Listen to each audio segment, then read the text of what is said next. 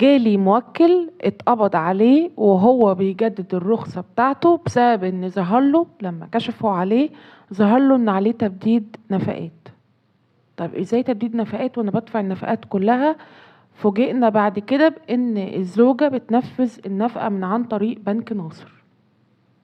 طبعا هو ما يعرفش وما كشفش ولا مرة في بنك ناصر، ومحطوط رقم وهمي وعنوان وهمي، فبالتالي محدش وصله بالانذارات بتاعة الدفع. ازاي ما تحطش نفسك في الموقف ده؟ لازم تكشف دوري في بنك ناصر. حلو. طب وهتعمل ايه تاني؟